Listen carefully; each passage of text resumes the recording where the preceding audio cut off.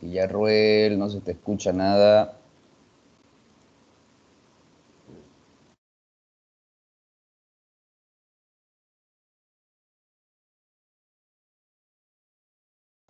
Buenas tardes, mi capitán. Solicito saber si me escuchan, capitán.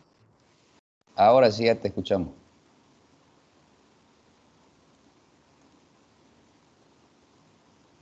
Ya, a ver, ¿están todos? No, mi capitán, solicito darle parte que el efectivo es 38, otra voz, 32, mi capitán. Ya, ahí estamos ahorita, 19.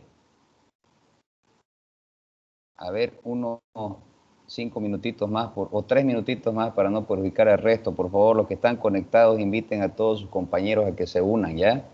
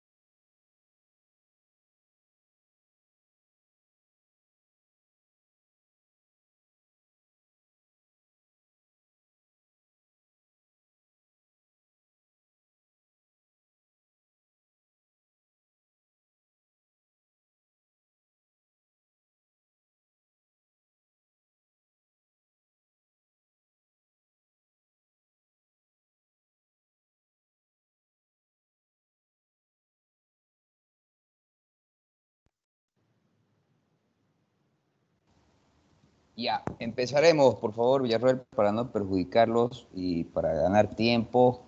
Primeramente, me voy a presentar, soy el capitán Ernesto Urzagaste Romero, voy a darles la materia de hidráulica 1 en todo el semestre.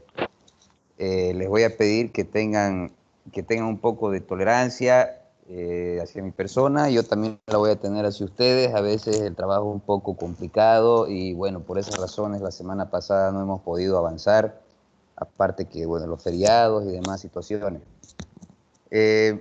Vamos a ver la materia de hidráulica, pero la vamos a ver desde un punto de vista más puntual. Ya la materia es ampulosa, lleva muchas cosas que de repente ustedes con la materia subsiguiente que está relacionada con esta, que es hidráulica 2, tal vez no la vayan a ver. Sin embargo, vamos a tratar de tocar por encima de todo, o por encima todos los temas para que ustedes puedan conocer.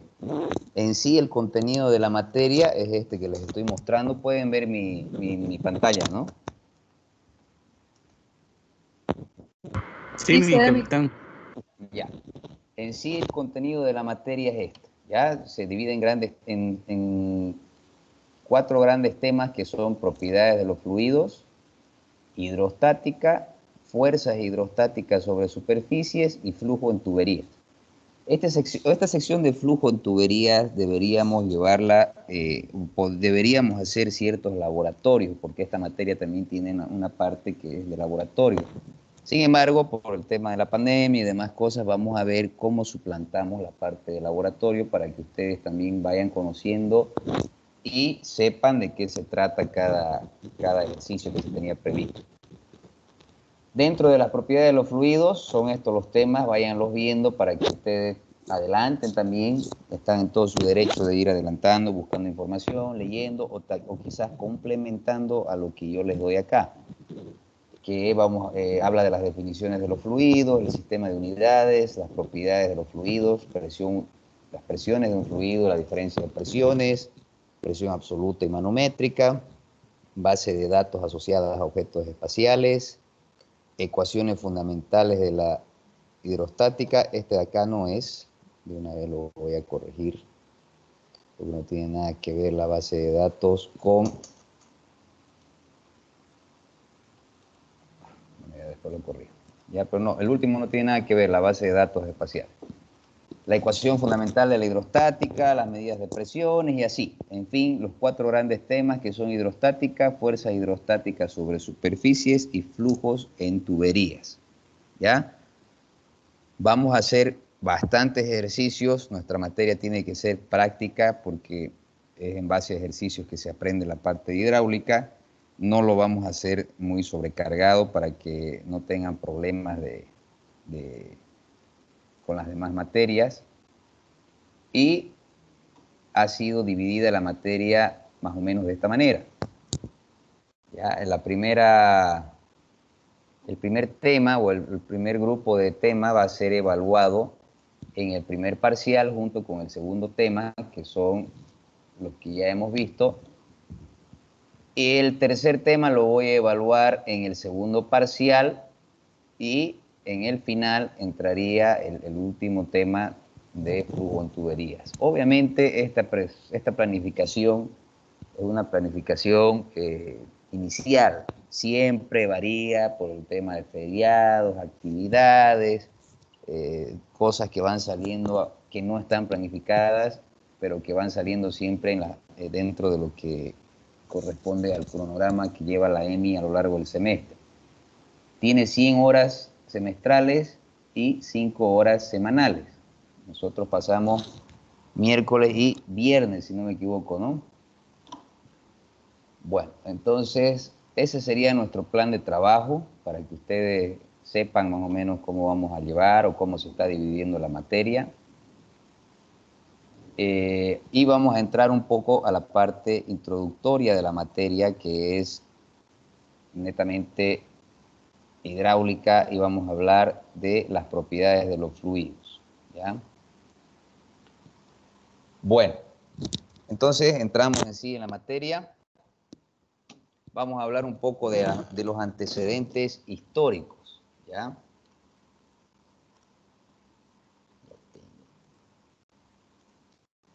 Ya.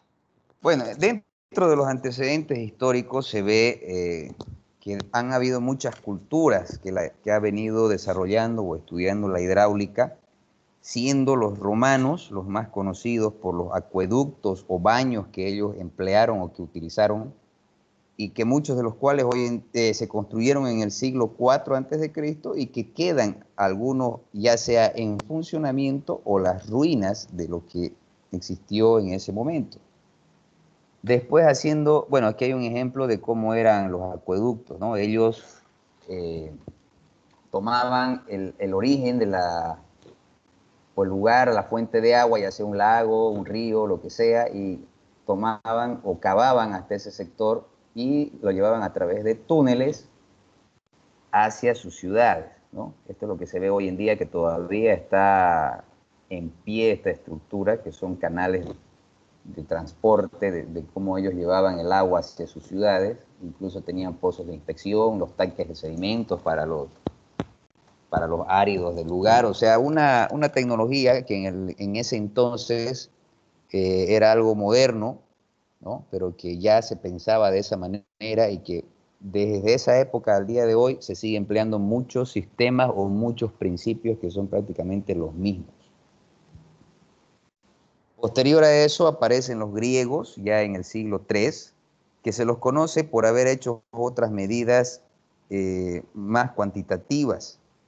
Dentro de esto aparece Arquímedes, ¿ya? Quien descubrió y formuló los principios de la flotación. ¿Alguien sabe algo del principio de flotación o ha escuchado el principio de flotación de Arquímedes?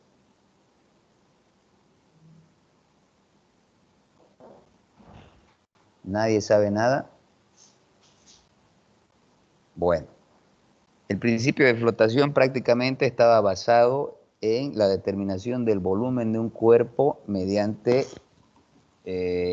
la cantidad de líquidos que lo rodeaban. Me esperan un minutito, por favor.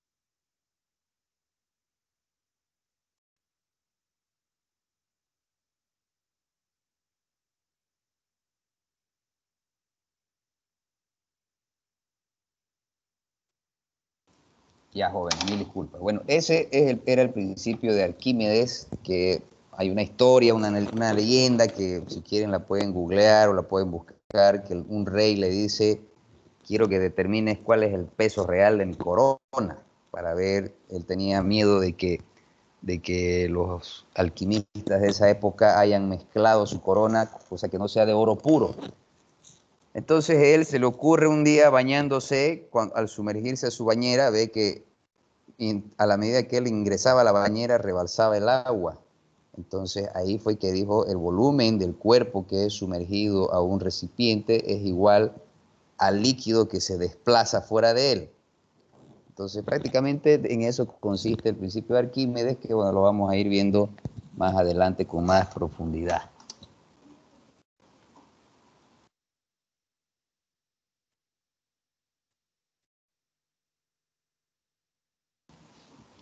Ya, seguimos entonces.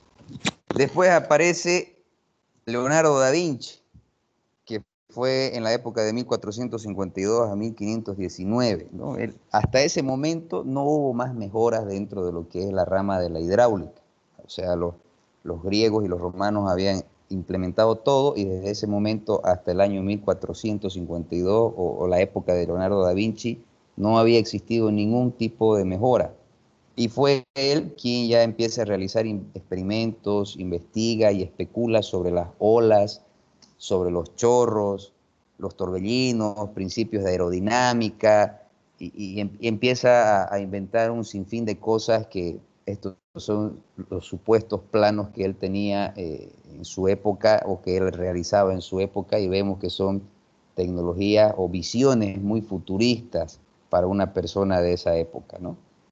Incluso él ideó, dio los inicios de un prototipo de helicóptero, de un prototipo de tanque que más adelante se fueron construyendo en base a esas ideas. Después aparece este personaje que es Isaac Newton, que formula sus leyes de movimiento y sus leyes de viscosidad, que la vamos a ver a medida que vayamos haciendo ejercicios, y desarrolla los cálculos, prepara el camino para que otros avances ya más grandes aparezcan en lo que es la mecánica de fluidos a lo largo de la historia. Eso a grandes rasgos de la historia de la hidráulica, ¿no? Para que sepan de dónde viene. Siempre es bueno saber quiénes fueron los primeros en usarla, qué tecnología se tenía antes y demás cosas. Para la mecánica de fluidos o a la hidráulica, tenemos que tener conocimiento de la mecánica de fluidos como tal, para que esto nos permita diseñar de una manera correcta todos los sistemas de suministro de agua que se vayan a realizar o que se vayan a planificar, que también tenemos instalaciones de tratamiento de aguas residuales, desagües de desbordamiento de presas, etc. Entonces es importante conocer la mecánica de los fluidos. ¿Y qué es la mecánica de los fluidos? Es una ciencia que se encarga de la estudio de los líquidos, de los gases, y está basada en los mismos principios utilizados por la mecánica de sólidos, ¿ya? Eso lo vamos a ir viendo, no se preocupen cuáles son esas propiedades. Y generalmente se dividen en tres ramas, ¿ya? Se dividen en tres ramas que son la estática de fluidos, ¿ya? Que es un estudio de la mecánica de los fluidos en reposo. También está la otra rama que es la cinemática, que se trata de las velocidades y de las líneas de corriente sin considerar la fuerza ni la energía. ¿Ya? Solamente es el desplazamiento del líquido. Y finalmente la dinámica de fluidos, que aquí sí entra la relación entre velocidades, aceleraciones, la fuerza que se ejerce sobre los fluidos, etcétera, etcétera. Esos son los tres grandes grupos o las tres grandes ramas que se deben conocer dentro de la mecánica de los fluidos. Si tienen preguntas, por favor, sin duda me interrumpen y les aclaramos las dudas que tengan. ¿Ya? ¿Qué es un fluido?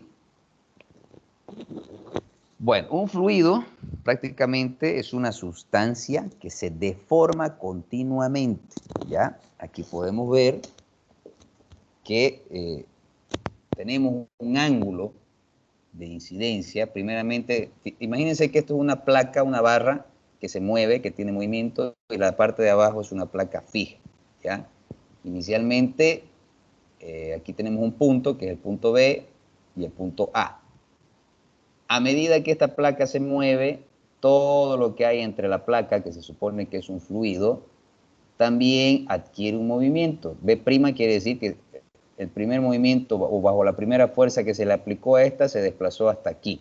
Después otro desplazamiento. Y en cada desplazamiento tiene un ángulo, tiene una velocidad, tiene una viscosidad el líquido, que bueno, prácticamente lo vamos a ir viendo, lo van a entender mejor cuando realicemos los ejercicios. O sea, cuando se aplica un esfuerzo a esas placas, un esfuerzo tangencial, por muy pequeño que sea, existe una deformación en el fluido o un ángulo, ¿ya? ¿Alguien tiene dudas acá? Bueno, o estoy hablando muy claro o no me están entendiendo nada, que no saben qué preguntar. Otros materiales, dice, no pueden, o sea, diferentes a los fluidos, obviamente, hablemos de sólidos y demás cosas, no pueden satisfacer esta definición de fluido, ¿ya? ¿Por qué? Por ejemplo, una sustancia plástica se deformará, obviamente, en cierta cantidad proporcional a la fuerza, pero no es continuo, o sea, no existe esa deformación continua. Cuando el esfuerzo aplicado es menor que el esfuerzo cortante de fluencia, entonces generalmente el cuerpo vuelve a su posición inicial o a su forma inicial. Entonces, por tanto, no cumple esta definición del fluido que nosotros deformamos un fluido y el fluido adopta esa posición y se mantiene así. Si se coloca arena entre las dos placas, por ejemplo, la fricción de Coulomb, que es una teoría, va a requerir una fuerza finita para causar un movimiento continuo, ¿ya? Por tanto, los plásticos y sólidos no se consideran dentro de esta definición de fluido. ¿Ahí está claro? ¿Alguien tiene alguna duda hasta ahí? Está claro por el momento, mi capitán. Ya, muy bien.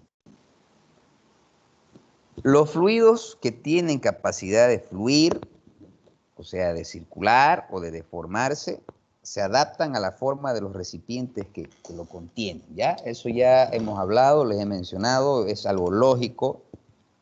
Y todos los fluidos son compresibles en cierto grado y ofrecen poca resistencia a los cambios de forma. ¿Qué quiere decir compresibles? No comprensibles, compresibles. ¿Qué quiere decir?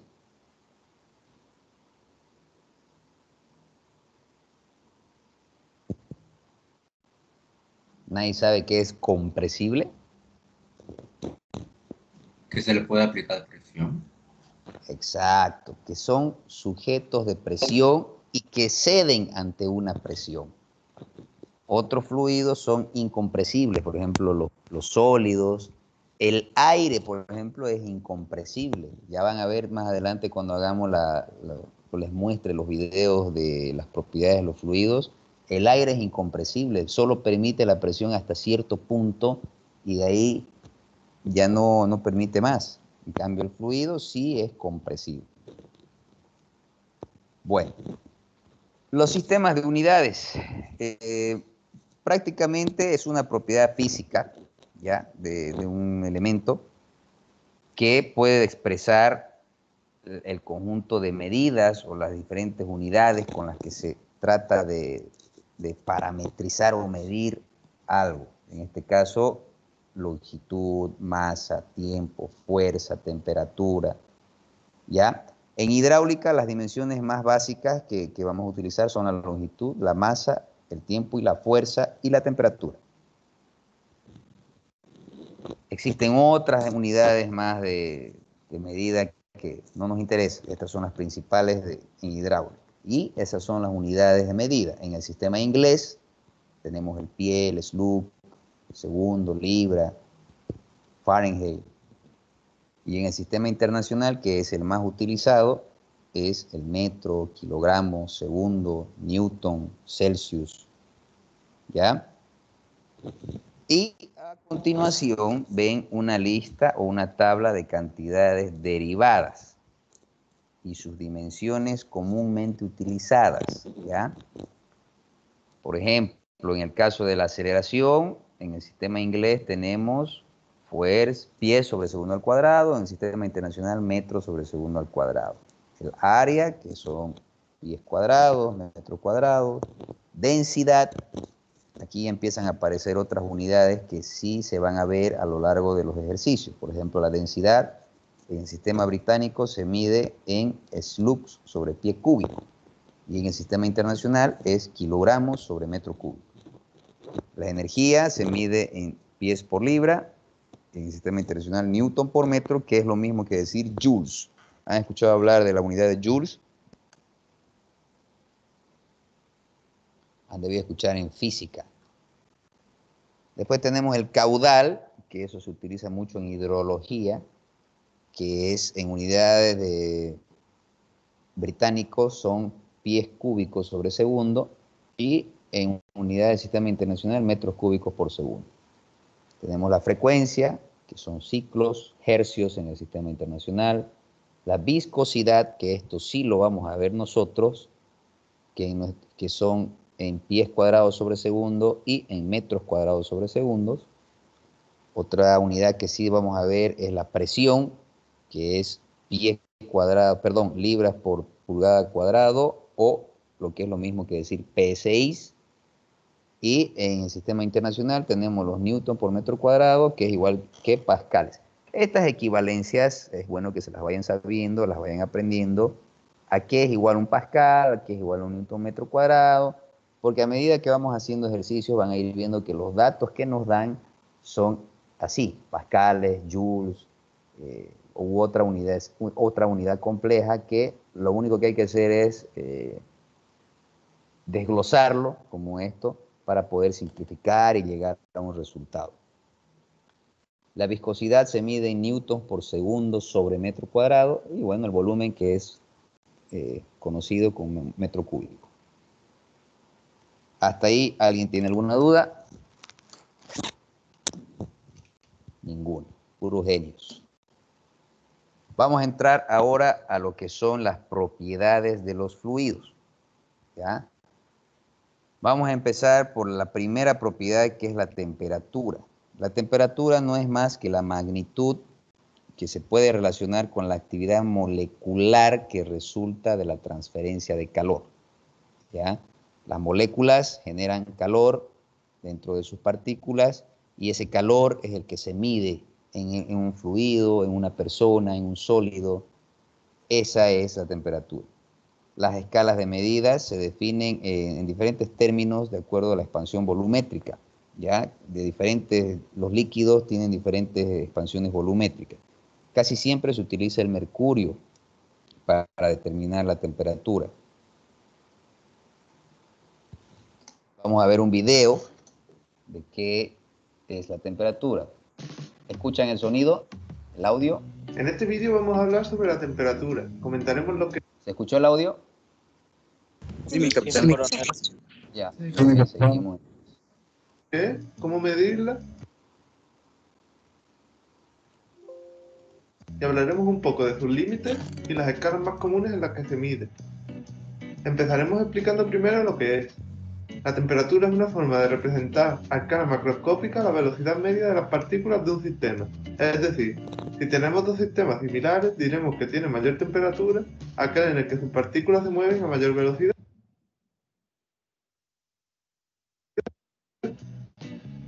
En el caso de los sólidos, en el que las posiciones de sus átomos están más fijas, la temperatura será una medida de la vibración de dichos átomos en torno a sus posiciones de equilibrio.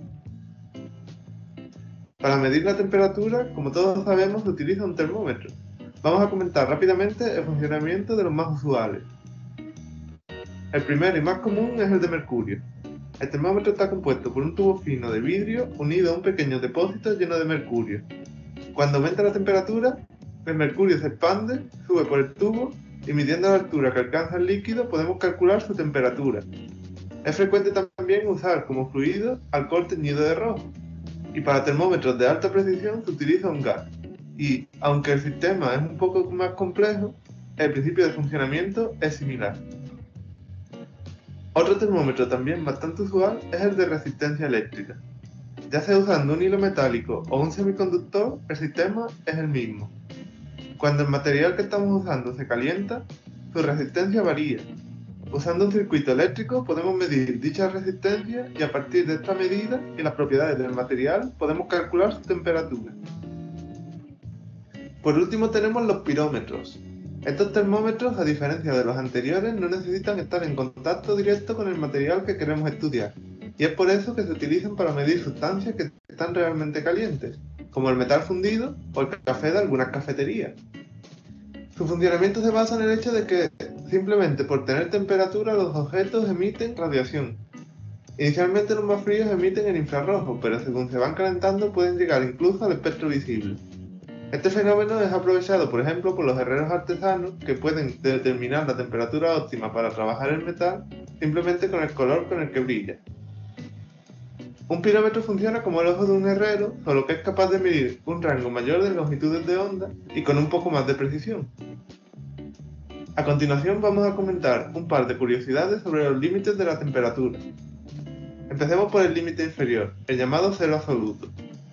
Físicamente es sencillo de entender. Como vimos al principio, la temperatura es la medida de la velocidad de las partículas de un sistema. El cero absoluto se alcanza cuando las partículas se quedan completamente inmóviles. Lo cierto es que alcanzar esta temperatura es teóricamente imposible, y de hecho a temperaturas cercanas se producen fenómenos extraños como la superfluidez o el condensado de Bose-Einstein, que es un estado de la materia que solo se puede describir mediante el uso de la física cuántica. Por otra parte, el límite superior de temperatura se conoce como temperatura de Planck.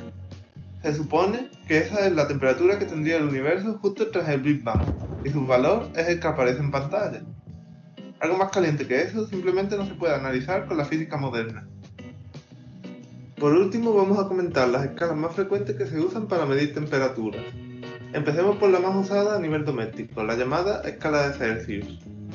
Inicialmente esta escala se definía a partir de los puntos de fusión y ebullición del agua destilada a una atmósfera de presión, siendo el punto de fusión los 0 grados Celsius y el de ebullición los 100. Actualmente se define la escala a partir del punto triple del agua, que es el estado de presión y temperatura en el que coexisten en equilibrio el hielo, el agua líquida y el vapor. Pero no os preocupéis porque la nueva definición se ha hecho de forma que la anterior siga siendo válida. La escala de Kelvin se define de manera similar a la anterior, pero de forma que el cero se sitúa en el cero absoluto. Además, el Kelvin es la unidad oficial de temperatura del Sistema Internacional de Unidades. Pero ojo, la unidad de temperatura se denomina Kelvin y no grado Kelvin. Además, se escribe con minúsculas, siempre claro que no esté al principio de una frase o queramos referirnos a famosos científicos. El símbolo, sin embargo, es una K mayúscula. No se puede escribir en minúscula para evitar la confusión con el prefijo kilo, que significa 1000, y tampoco se debe usar el circulito de grado. Por último, tenemos la escala Fahrenheit. El origen de esta escala no está muy claro. Algunas teorías afirman que se estableció a partir de una serie de mezclas de sales con hielo y agua. Otras dicen que Fahrenheit marcó como cero la temperatura de un frío día de invierno y tomó la temperatura del cuerpo humano con un poco de fiebre como aproximadamente 100 grados. Y en cualquier caso, actualmente también se utilizan los puntos de fusión y ebullición del agua para definirla. A la escala cuyo grado equivale a 1 grado Fahrenheit, pero en la que el cero se sitúa en el cero absoluto, se le llama escala Rankine, aunque lo cierto es que no tiene demasiadas aplicaciones. A modo de resumen, aquí os dejo una comparativa de las temperaturas de ebullición y fusión del agua y la del cero absoluto en las 4 escalas que hemos mencionado. Y bueno, si te ha gustado este vídeo, pásate por el canal para ver más vídeos de ciencia. Un saludo y hasta la próxima.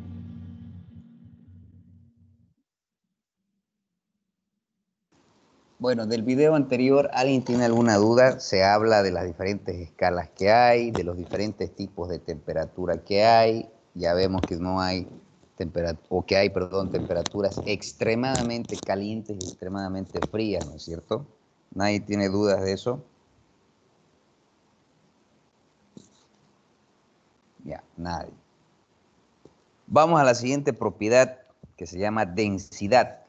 ¿Ya? La densidad no es más que según la definición de su fórmula, como la masa por unidad de volumen.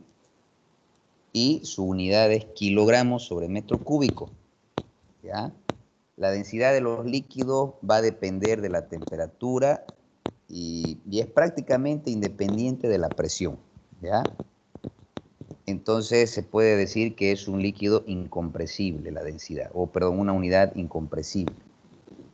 Ahorita vamos a ver un ejemplo de la densidad en forma práctica. Hola y bienvenidos de nuevo a Uncomo. En este nuevo vídeo te vamos a enseñar un pequeño experimento con el que demostrar la diferencia de densidades entre diferentes líquidos. Lo único que necesitamos es un recipiente en el que primero pondremos agua y la tintaremos para que quede mejor. Le podemos poner todo el colorante que queramos y del color que queramos. Luego vertemos miel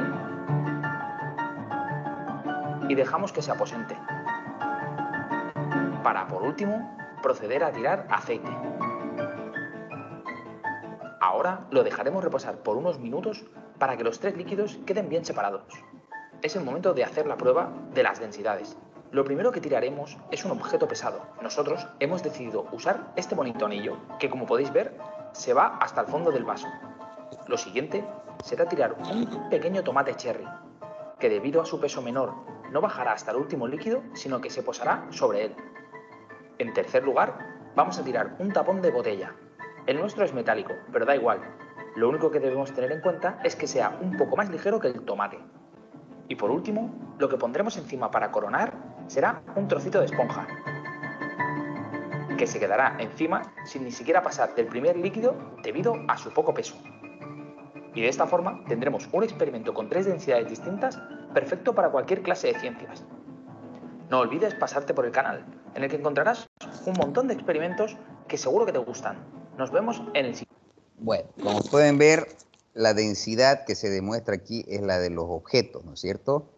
Que cada tipo de líquido tiene una viscosidad y tiene un espesor según las características que tiene. En la miel se puede ver que es mucho más pesada que el agua, por eso se sitúa en la parte de abajo, y bueno, el aceite por su poca compatibilidad con el agua no se mezcla, ¿no? Entonces, los elementos que arrojan, según el peso que tienen cada uno de ellos, son capaces de atravesar cada viscosidad de los líquidos según su peso o densidad. Entonces, eso es prácticamente visualmente lo que es la densidad de un fluido. ¿Alguien tiene alguna duda al respecto? Ninguna. Muy bien. ¿Hay alguna pregunta?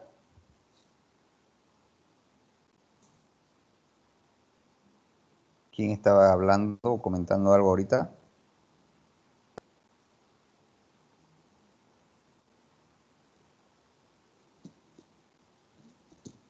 Ya, perfecto. Otra propiedad de los fluidos es el peso específico, ¿ya?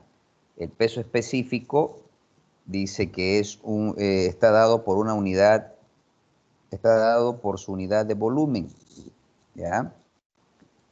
La densidad y el peso específico están relacionados. ¿De qué manera? Están relacionados de la manera de la fórmula que dice que la densidad es igual al peso específico por la gravedad, o el peso específico es densidad por gravedad, ¿ya? Entonces vamos a ver un ejemplo de lo que es el peso específico también.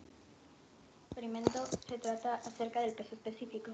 Vamos a necesitar un vaso con agua, alcohol y aceite. Como primer paso vamos a ponerle al agua el alcohol y seguidamente el aceite. Aquí ya contiene el agua y el alcohol. No se distingue mucho, pero se pueden alcanzar a ver unas pequeñas líneas. Ahora hemos agregado el aceite y queda así.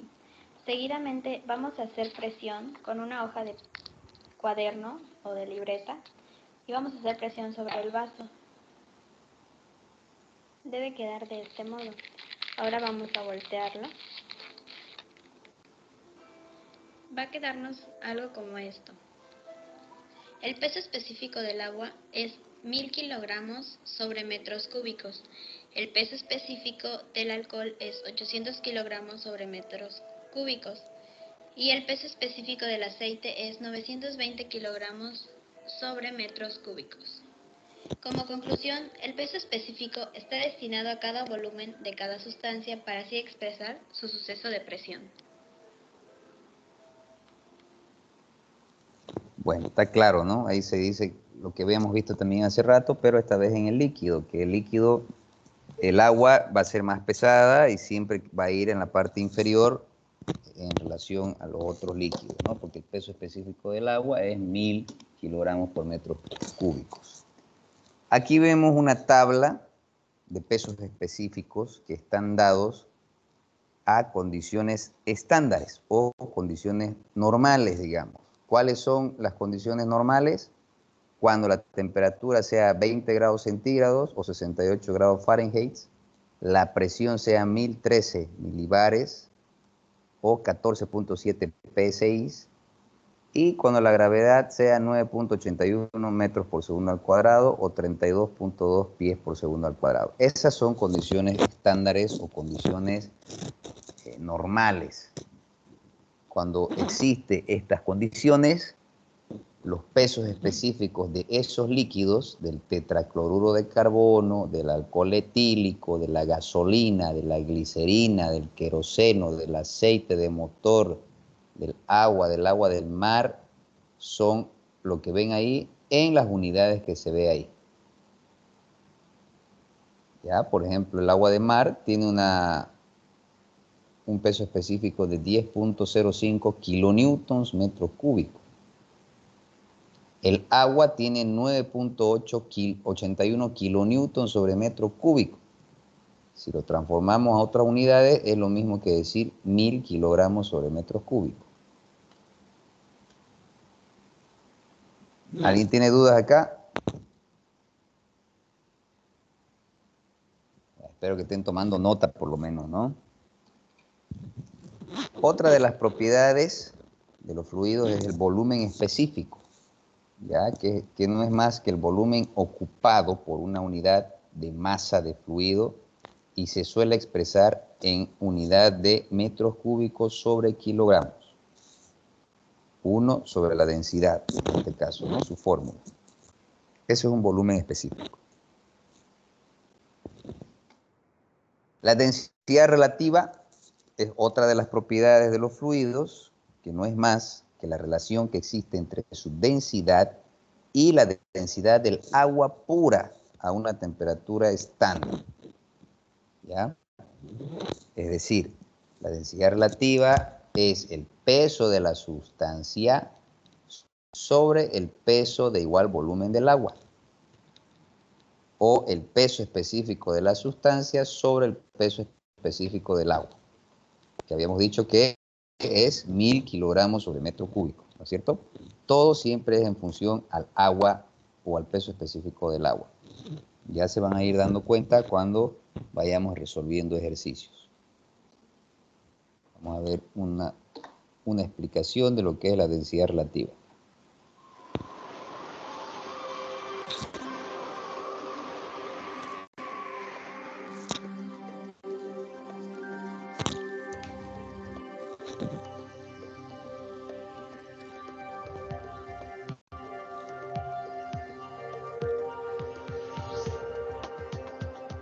Bueno, este experimento lo hemos llamado densidad relativa.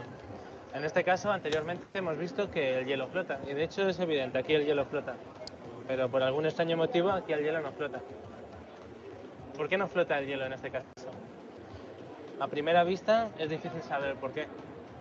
Pero si oliésemos el líquido, llegaríamos a la conclusión de que no es agua, sino es alcohol. El alcohol tiene una densidad de un poquito menos de 0,8 gramos por centímetro cúbico. Algo inferior a la del agua e incluso inferior a la del hielo. Por eso en este tipo de líquidos, como el alcohol, el hielo no flota.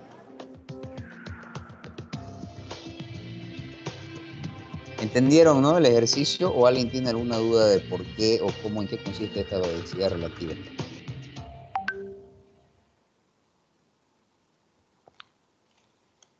¿Alguien tiene dudas?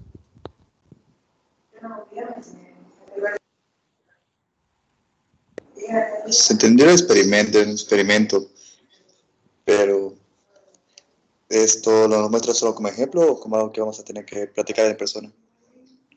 Es un ejemplo que les estoy dando para que ustedes visualicen y se den cuenta de qué es esa propiedad, ¿ya? Obviamente nosotros cuando vayamos haciendo ejercicios vamos a entender o vamos a aplicar la densidad relativa de manera numérica. Sin embargo, los ejemplos que ustedes están viendo es para que sepan de qué se trata la densidad relativa en un líquido. Pero ahora si quieren, podemos hacer experimentos. Ustedes hacen experimentos en sus casas, se graban un videito, lo suben y eso vale por su nota. Buena idea la que me estás dando. ¿Alguna otra duda?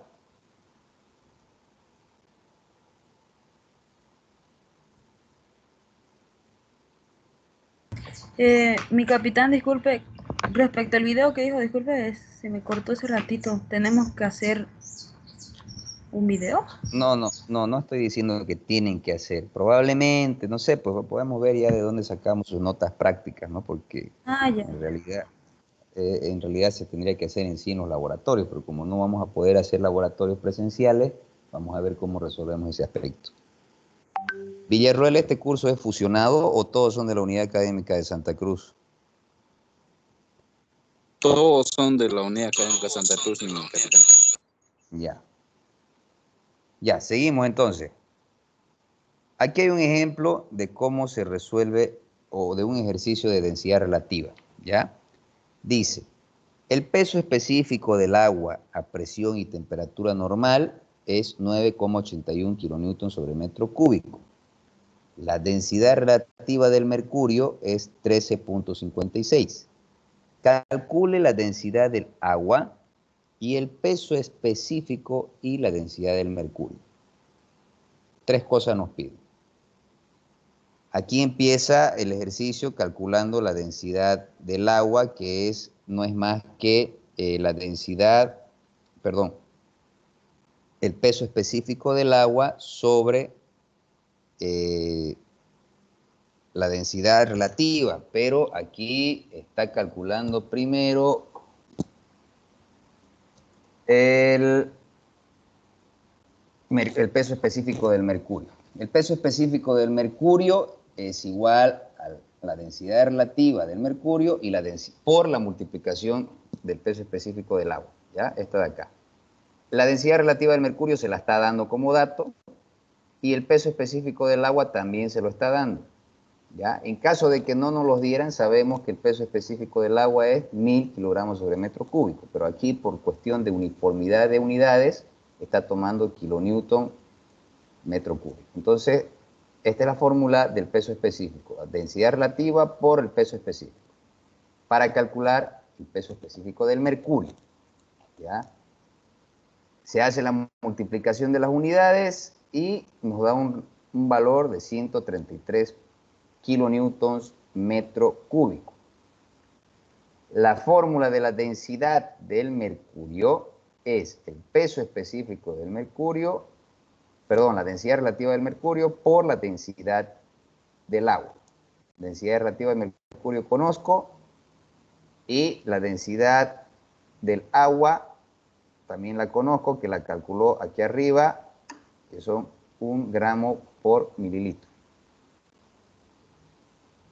Ya, estos son unidades, no es necesario llegar a dividir o a simplificar tanto una unidad. Eso es más que todo para estudio, que lo que representa este libro, pero sin embargo no es necesario descomponer tanto una unidad. Así se calculan las densidades. Esos son los ejercicios en donde se aplica la densidad relativa, ¿ya? Siempre en función a la densidad del agua o al peso específico del agua. ¿Alguien tiene dudas acá?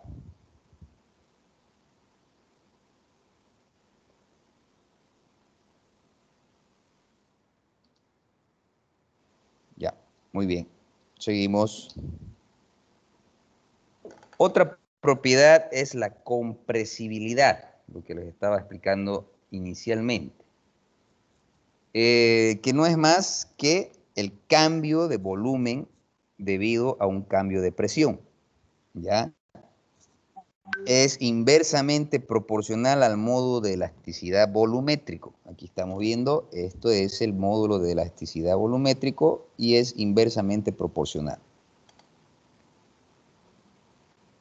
¿Alguien tiene alguna pregunta? Fíjense, aquí, ahorita vamos a verlo en un ejemplo para que lo vean más práctico, pero en un gas, los gases y los sólidos son fluidos que son, perdón, los gases y los líquidos son compresibles, mientras que los líquidos son no compresibles. Vamos a verlo mejor aquí en este video. Propiedades de los fluidos. Compresibilidad. La compresibilidad es una propiedad de la materia a la cual hace que todos los cuerpos disminuyan de volumen al someterlos a una presión o compresión determinada, manteniendo constantes otros parámetros como la temperatura. Existen dos tipos de fluidos: los fluidos compresibles y los fluidos incompresibles. En los fluidos compresibles podemos encontrar a los gases, y en los fluidos incompresibles podemos encontrar a los líquidos. Se dice que son incompresibles ya que su compresibilidad es muy baja. Experimento.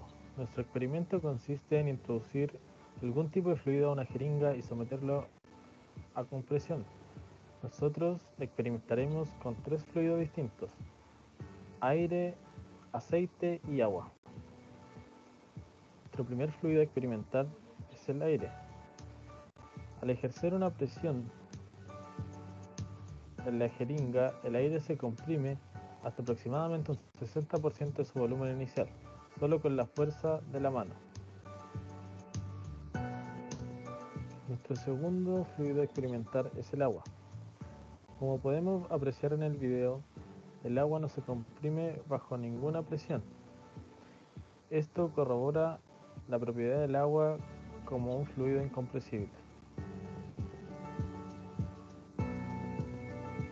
Y por último, sometemos a experimento aceite de cocina. Este fluido, al igual que el agua, no logra comprimirse.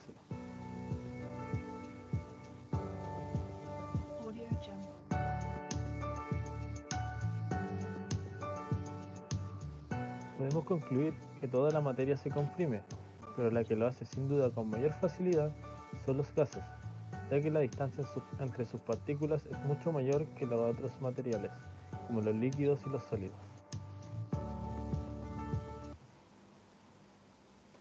Bueno, está claro entonces, ¿no? Fíjense que las partículas de un sólido, de un líquido, son más pegadas y por lo tanto hacen más difícil la compresión cuando se aplica una fuerza. Y los gases sí son los elementos más compresibles debido a la consistencia y a la distancia que tienen sus partículas y, como han visto en el ejercicio, permite una mayor compresión. Bueno, esto quería mostrarles hace rato de la compresibilidad. El coeficiente ese de compresibilidad del que hablábamos existe en todos los líquidos, ¿ya? Existen variaciones pequeñas de volumen o de densidad que van a influir en las grandes variaciones de presión, y estos coeficientes de compresibilidad están en función a temperaturas y a la presión. Entonces, en esta tabla se puede ver cuáles son los coeficientes de compresibilidad del agua a diferentes temperaturas y a diferentes presiones, ¿ya? Por ejemplo, si dice encontrar la variación de volumen que experimenta 1 metro cúbico de agua a 20 grados centígrados cuando se somete a un incremento de presión de 20 kilogramos. Habría que cruzar aquí, esta tabla no implica a partir de los 20 grados, sin embargo, los 20 grados no se olviden que habíamos dicho que es una temperatura estándar, pero esto es para valores que no son estándares, que van a partir de los 32 grados, y que se hace un cruce de información junto con la presión que se le está aplicando, ¿no? Para encontrar el módulo del coeficiente de compresibilidad. ¿Ya? Eso quería mostrarles nada más, pero eso no lo vamos a aplicar, sin embargo, para que sea de conocimiento de ustedes. Otra de las propiedades que tiene los líquidos es la viscosidad, que es una medida, es una característica que tienen los líquidos para resistirse a fluir o como le digo, al fluir, no sé si me están entendiendo. La resistencia que ofrece el líquido a su desplazamiento, eso, a fluir. Esto debido a la cohesión y a la interacción que tienen las moléculas que conforman el líquido. La viscosidad es una propiedad que permite la resistencia al corte, ¿ya? Y sus unidades son las que ustedes ven ahí, kilopondios por segundo sobre metro cuadrado, esa es su unidad dinámica, y la unidad de viscosidad cinemática es metros cuadrados por segundo. En algunos manuales se manejan con esos nombres como Poise, como Stokes, que son unidades en otro sistema, pero nosotros vamos a manejar más que todo en metros cuadrados sobre segundo. Y aquí vamos a ver un ejemplo de cómo es la viscosidad visiblemente.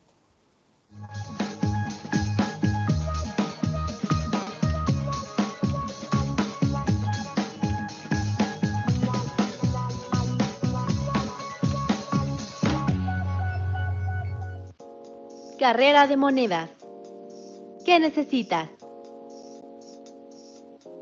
2 monedas del mismo tamaño. Un vaso con shampoo. Un vaso con agua. Deja caer las monedas en los vasos desde una misma altura. Observa lo que sucede.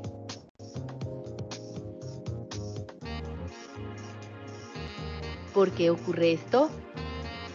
La viscosidad es la propiedad de los líquidos en donde se ejerce una resistencia a la fluidez que se genera a partir del rozamiento entre moléculas. El shampoo tiene mayor viscosidad que el agua, por eso la moneda tarda más tiempo en llegar al fondo del vaso.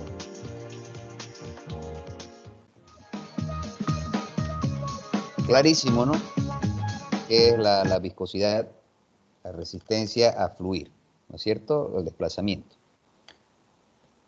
Otra propiedad de los fluidos es la tensión superficial, que es el trabajo que debe realizarse para llevar moléculas en número suficiente desde el interior del líquido hasta la superficie para crear una nueva unidad de superficie, ¿ya? O sea, una molécula en este interior del líquido está sometida a acciones de fuerzas atractivas en todas sus direcciones. Y al ser, como son bajo el principio que conocemos que la sumatoria de todas sus fuerzas es cero, entonces estas fuerzas se anulan. Pero si la molécula está en la superficie del líquido, sufre la acción de un conjunto de fuerzas de cohesión, ¿ya? Cuya resultante siempre es perpendicular a la superficie. Por eso es que se ve como si algunos insectos caminaran sobre el agua debido a esta capa que se forma por esta situación. ¿Alguna pregunta acá? Ese trabajo es numéricamente igual a la fuerza tangencial de contracción que actuará sobre una línea hipotética, ¿ya? Para que entiendan. El valor generalmente de la tensión superficial del agua en contacto con el aire es de 0.0756 newton sobre metro a 0 grados centígrados. Vamos a verlo igual acá.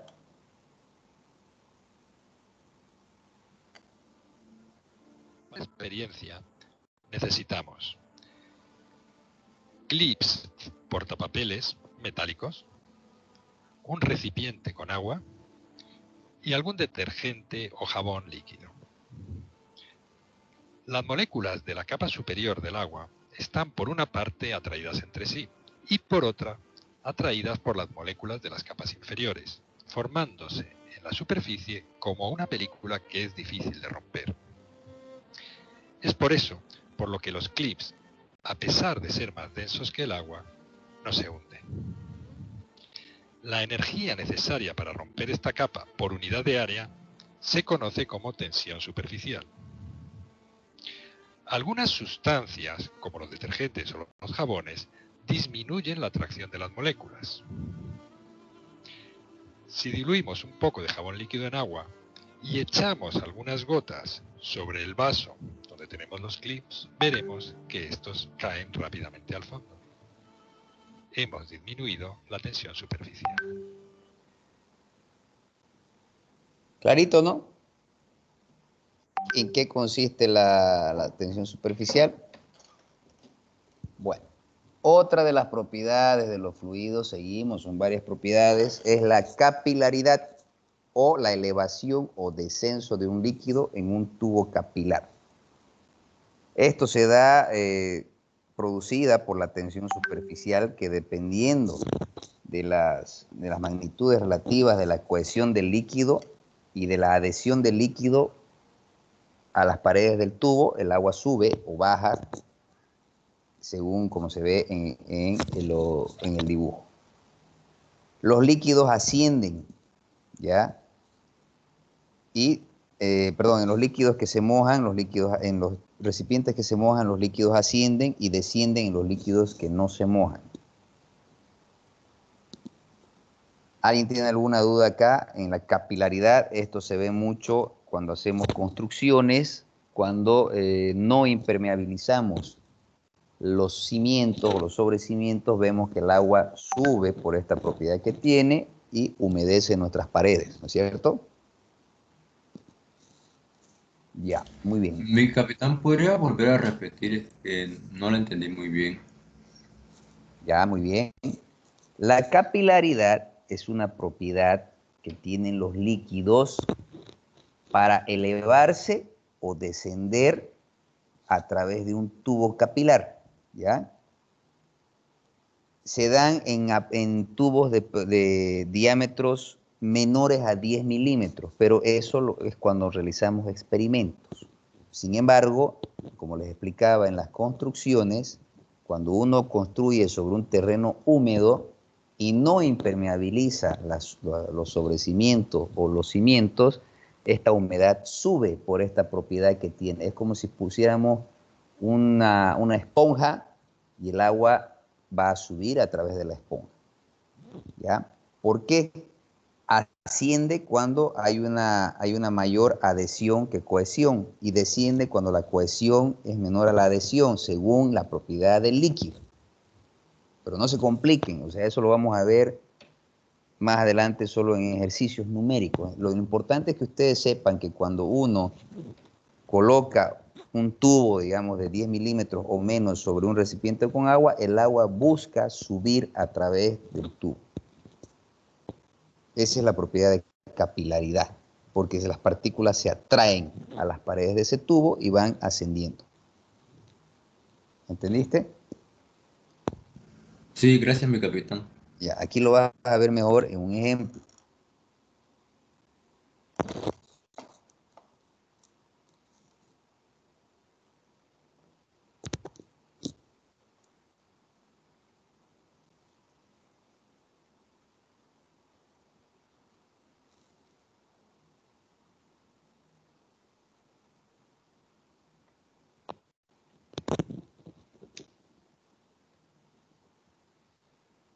¿Están escuchando?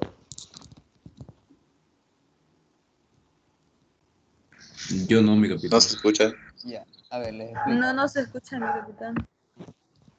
¿En qué consiste esto? Fíjense que está utilizando para su experimento una liga y 2 placas de vidrio y un clavo. ¿Ya? ¿Qué hace? Lo único que hace es pegar las placas de vidrio con la separación del clavo, que debe tener aproximadamente 10 milímetros o menos de diámetro. Entonces eso está simulando el clavito. Esa pared que se forma, esa pared que se forma, que queda así de esta manera, ya fíjense que aquí el clavo está dejando una separación, es la que al ser insertada en una superficie con agua, el agua la va a utilizar para subir. Fíjense, ponen el agua y el agua busca subir, ¿no es cierto? Fíjense aquí a través del clavo, fíjense aquí seguramente hay una ranura que igual queda de separación y sube. Mientras menor sea el diámetro, mayor será la capacidad o la velocidad de ascensión del líquido. ¿Entendieron? Eso es la propiedad de capilaridad, que el líquido suba a través de los recipientes o de las paredes o de lo que esté en contacto con el líquido. ¿Está más claro, no? Ya. Otra propiedad que tiene el líquido o los fluidos son la presión, ¿ya? Que se transmite con igual intensidad en todas las direcciones y actúa normalmente en cualquier superficie plana. ¿Ya? O sea, la presión, cuando uno se ingresa un objeto en un fluido, la presión del fluido se da en todas las direcciones. ¿Ya? La presión viene dada por una fuerza dividida sobre una superficie. O sea, fuerza sobre superficie es la fórmula de la presión. Ahí está como diferencial de fuerza sobre diferencial de área, porque es una manera referencial de decir, porque no conocemos si la fuerza es grande o chica, o si o el área es mayor o menor. Sin embargo, esa es la fórmula de la presión, fuerza sobre área. La presión manométrica está dada por la presión atmosférica, que habíamos dicho que la presión atmosférica en condiciones estándares es 1013 milibares, ¿no es cierto?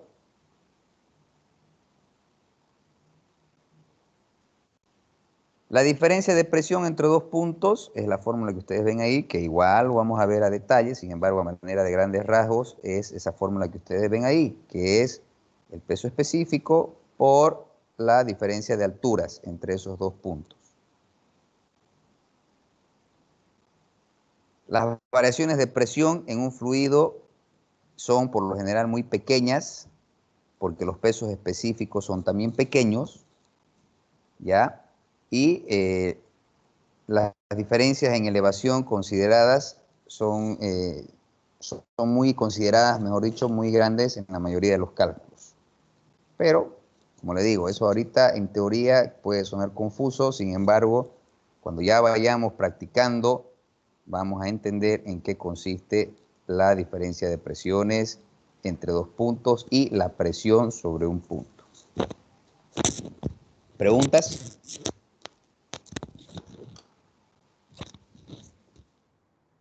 Aquí lo van a ver igual con un ejemplo.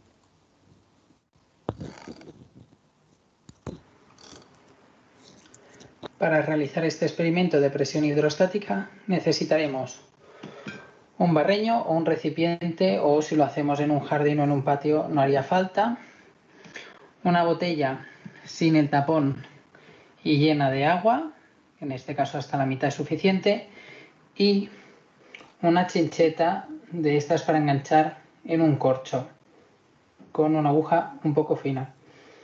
Entonces, para hacerlo, fijaros que hemos puesto aquí la botella sobre esto para que esté a la misma altura que el barreño.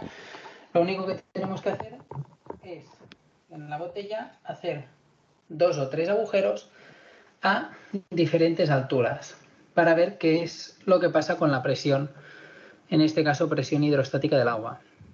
Entonces haremos uno en la parte de abajo,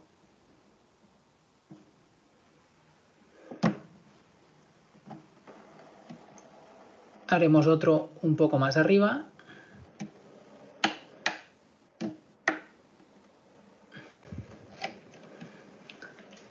y vemos lo que sucede.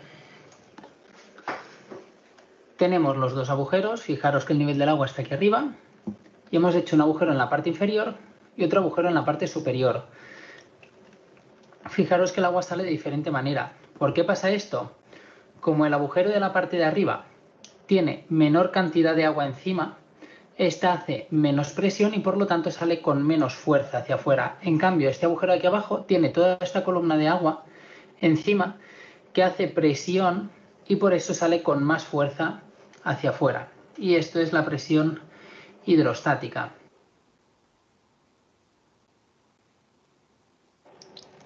Bien, fijaros que ahora se ve el de arriba que sale con muy poca fuerza, cae justo por aquí. El del medio sale con un poco de más fuerza. ¿Por qué? Porque tiene todavía una columna de agua más grande que el de arriba y al tener más agua, vuelvo a repetir, hace más presión, por eso sale un poco más fuerte. Y el de abajo, como la columna de agua es todavía más grande que el del medio, porque tiene todo esto, hace más fuerza y sale con más fuerza hacia adelante.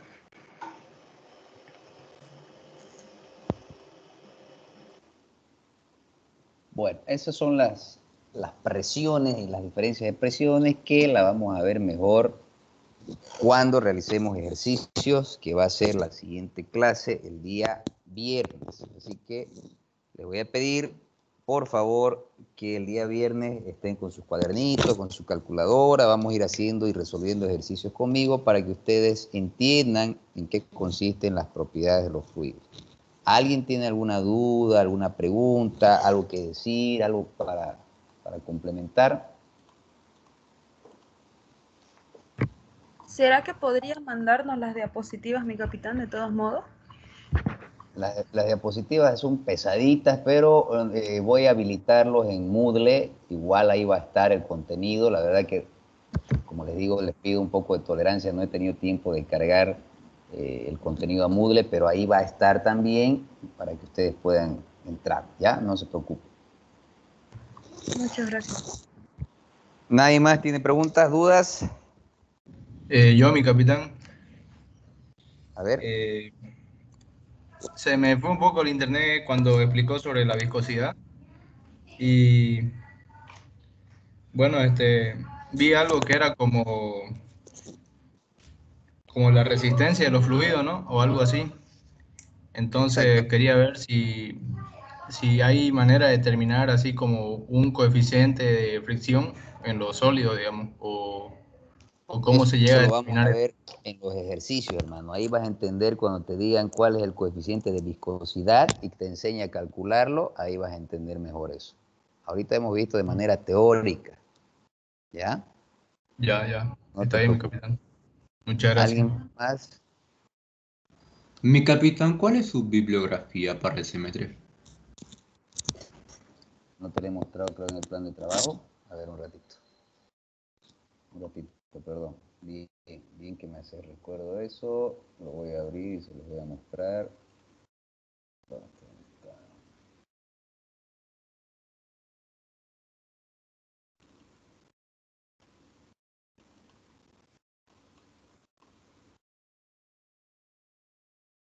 Ya.